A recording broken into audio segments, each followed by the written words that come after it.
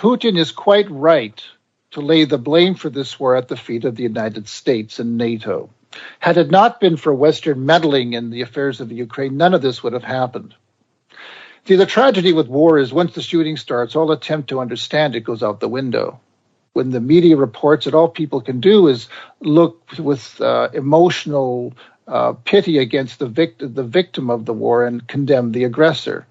It's this absolute black and white moral mindset that's created with the war. And the Western media is going all out to fuel that dichotomy.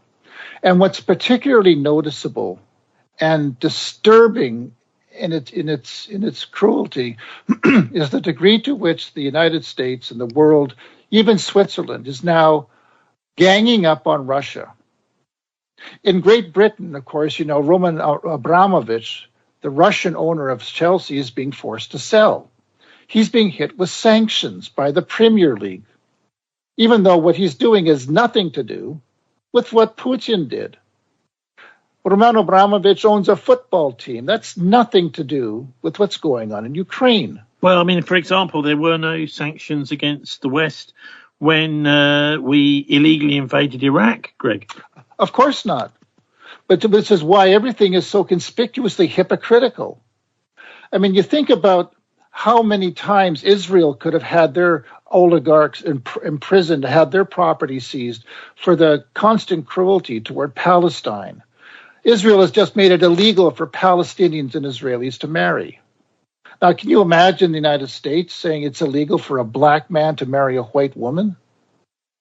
Well, that's exactly the sort of mentality that Israel is going on about. Yet nobody here is complaining. The Azov battalion is particularly salient because it's neo-fascist. It has, if you've ever seen its the symbols of the Azov battalion, you'd be appalled. It's almost like Hitler's alive and well and living in Ukraine.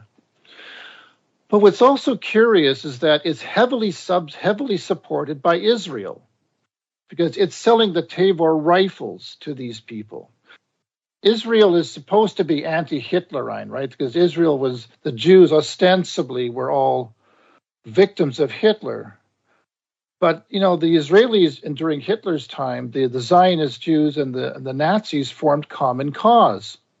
They had the same objective, and that was to rid Europe of its Jewish population. The Hitler and his gang didn't care what happened to them, but the Zionists insisted that they go to Palestine to create the new Israel.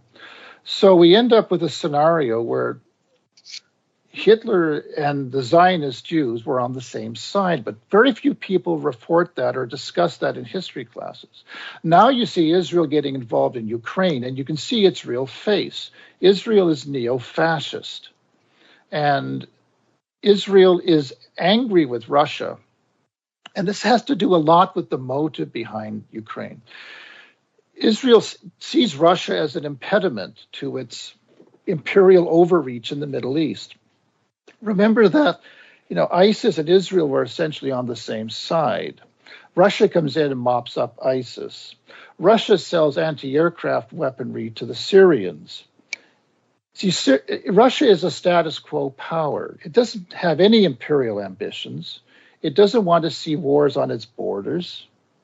So Putin represents an impediment to changing the status quo in the Middle East. As I'm sure you know, Israel has a hit list of 7 countries it wants to overthrow. And this goes back to the 1980s, around 1982, when Oded Yanon, the Israeli journalist, published a list of the Yanon plan, which was to take out these 7 countries, which included Libya, Syria, Iraq, Iran, and so forth. And all of these just happen to be the same countries that the United States declares to be enemies. Because as we all know, Israel is essentially running the United States foreign policy and has done for decades.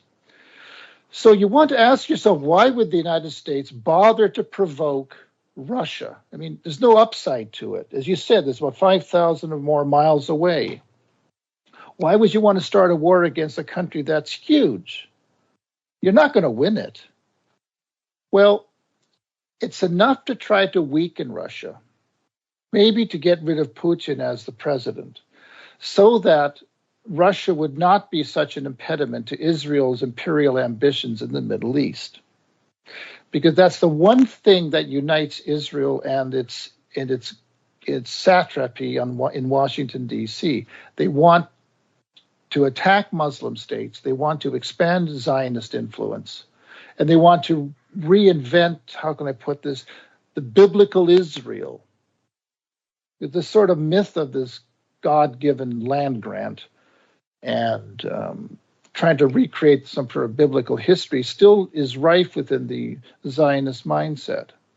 So what better way to do that than to play footsie with Ukraine, to use Ukraine as a cat's paw, to provoke and prod and inveigle the Russians into attacking.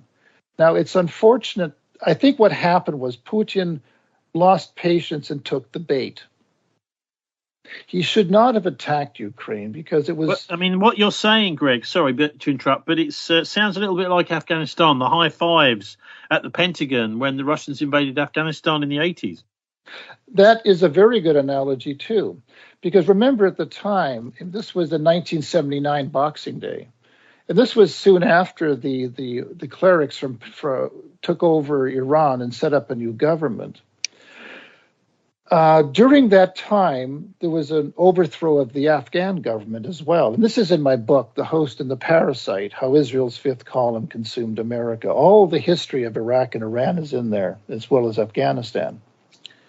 Nur Muhammad Taraki was the head of the country, and he was a good, stable leader for the Russians. He was communist, but he wasn't a hard-ass communist.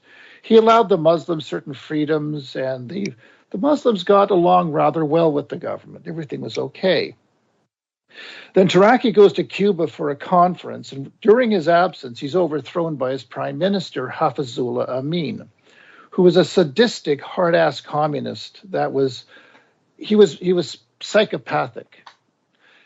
And his attempt to impose stricter adherence to communist dogma severely upset the Muslim peoples who lived near the border with what was then the Soviet Union. Now, Brezhnev, who was president at the time, or head of the Communist Party, saw this and felt, well, he had a problem. Either he could ignore it and risk having that same sort of Muslim ferment spill over into his country, cause unrest in the 5 republics that were Muslim, or he could send in the army and put down this idiot and maybe get rid of the problem all at once.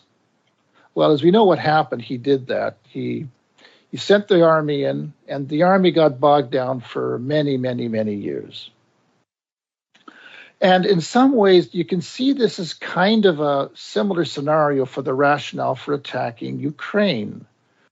I mean, here's a country see, the thing is, Ukraine is really like Afghanistan. It's a buffer state. It sits between 2 powerful blocs. Afghanistan between the Soviet Union and Pakistan, which is allied with the United States. And Ukraine is between the European Union and Russia. Now, Ukraine has to know its place. It cannot afford to piss off either side. It has to find a good way to live with both. And the gormless government of Ukraine thought it could move itself closer to the West without upsetting Russia. Well, it gambled and lost. So Putin attacks Ukraine out of self-defense, which is exactly why Brezhnev attacked Afghanistan. Now, it may sound odd to say you're attacking somebody out of self-defense, but if it were not for the U.S. side in all this, none of this would have happened.